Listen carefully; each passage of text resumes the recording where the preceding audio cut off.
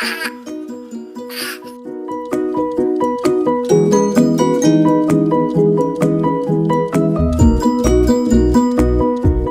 guys and girls, guess what? As from today, I no longer have any babies. The youngest child that I have is my baby MJ, and today is his 2nd birthday.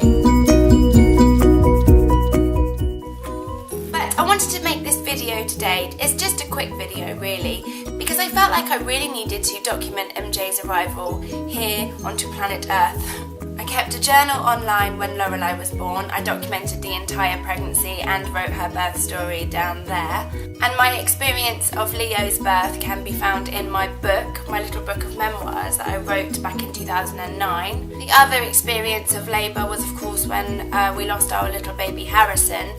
We lost him halfway through the pregnancy, but of course I still had to deliver him, so I went through natural labour, you know, the same way that everybody does when you have a baby. And I wrote about that experience in my book of memoirs too. My experience of labour with MJ is the only experience that I have that I haven't actually documented, so I thought I would make a really quick video to document it here. Baby Mason Joshua Teddy Connolly was born here at home on the 13th of January 2011. I decided pretty early on in my pregnancy with MJ that I didn't want to go into hospital to give birth to him, because I'd had very straightforward, relatively easy, dare I say it, experiences of labour prior to having MJ. And I knew that he was going to be my last baby. I knew that I didn't want to have any more after MJ. 3 would definitely be enough for me. So I made a decision that I would have him here at home. I've hated hospitals ever since we lost baby Harrison. When we lost Harry, hospitals and, you know, the medical aspect of pregnancy became something that I associated in my mind with sadness and tragedy. And so even like going in for scans and blood tests and stuff like that, it lost its magic for me after that, because I just felt nervous and anxious, and my blood pressure was even higher every time I went into hospital. So I thought, you know what, this is my last experience of labour. This is the last shot that I've got to make sure that my birthing experience goes exactly the way that I wanted it to go. So you guys know that I'm a girl's girl. I think women are amazing. We can grow babies, yeah. So, you know, they can be the strong sex and we can be the weak, you know, little meek, mild women. We can be like the fairest sex and we can be all graceful and elegant and oh, we're just girls, but guess what? We grow babies. So giving birth is an absolute miraculous process, but it is something that we are designed to do as women, and our bodies just kind of know what they're doing, and you know, we do a pretty good job of it. So I kind of wanted as little medical intervention with my labour and latter stages of pregnancy as possible. And in my head I had this beautiful vision of, you know, a cold January evening with the curtains drawn and the open fire roaring, and I would be sitting with my big belly and Jay would be mopping my brow, squeezing my hand and telling me that I still looked just as beautiful then as I did on the day that we first met. It wasn't quite like that. It wasn't far off, to be fair, but it wasn't quite like that. The minute that I realised I was in labour, I sent Jay to the pub. Not for a pint, obviously, but because we'd run out of firewood. And I knew that my whole scenario that I'd planned and stuff, you know, it wouldn't be perfect without the roaring fire. So that was the first thing that I did, which sounds a little bit crazy. The second thing that I did was call the midwife and say, I'm in labour, can you please come? By the time that Jay had returned from the pub, built the fire and got it roaring and looking immaculate and wonderful, my labour had progressed pretty rapidly. It was a speedy labour. So I'd gone from dealing with the contractions by just rocking on my little space hopper bouncy ball thing to thinking, do you know what? I need to be a little bit more comfortable. And I don't know what possessed me or what it was that made me change my mind, but I decided that I wanted to go into my bedroom.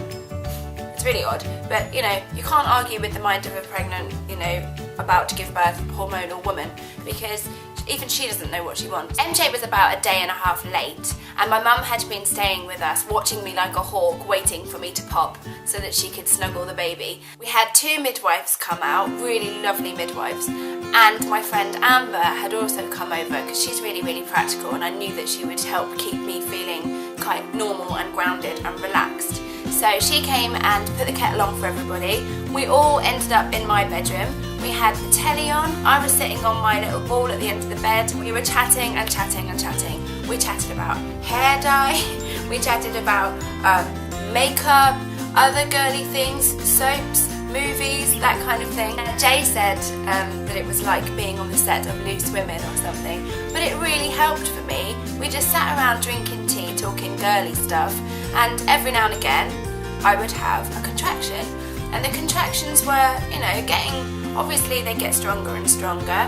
I had a little bit of gas and air, and I basically clambered onto the bed, held on to Jay on one side, held on to my mum on the other side. All I can remember at the time, which is the most bizarre thing, is thinking, bloody hell, I have such a headache, which was so stupid. But that was the worst part, was my head. My head was pounding and pounding and pounding, and I was like, this is so unfair. I'm in labour, why give me a headache too, you know? I remember Jay panting with me and saying, you know, don't push too fast, don't push too fast, just do this.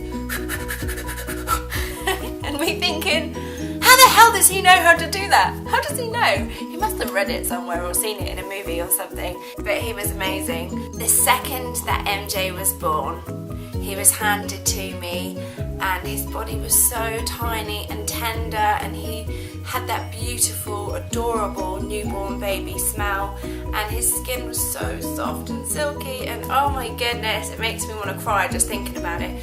And they put him on my chest, and I just held him, and the feeling that you get when you are handed your baby for the first time is the most incredible feeling. It just washes over you like, oh my god, I'm completely in love. We had some like brand new black fluffy towels that we used to wrap up MJ when he was first born, and all the fibres from these towels got stuck to his little clammy skin, so he ended up looking like a little gorilla, but he was so cute. And Jay and I just got into bed and just stared at him for absolutely ages, could not get our eyes off him.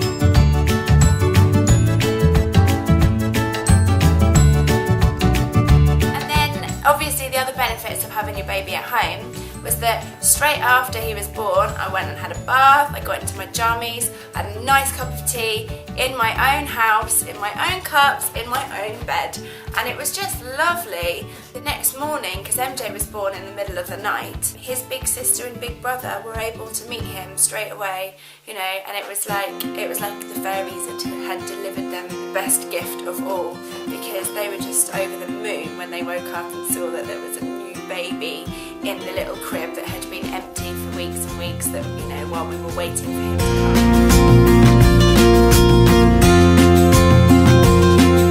Baby MJ's arrival onto this planet was, for me, by far one of the most incredible experiences of my life. It was just amazing, and I will always look back fondly and think I'm so glad that I stuck to my guns and that I said I want my baby at home, and that I did everything in my power, and that I got to do what I wanted to do, and I had the most amazing experience of birth.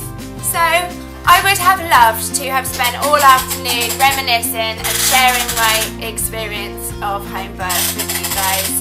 Alas, as you can probably hear, quite a few distractions. So,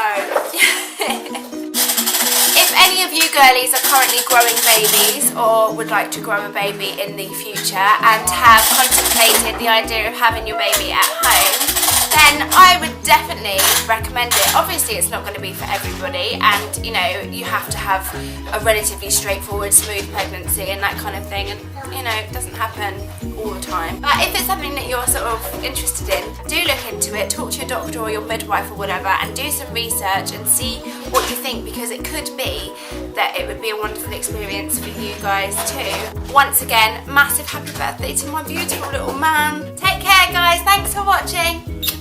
Bye! Bye.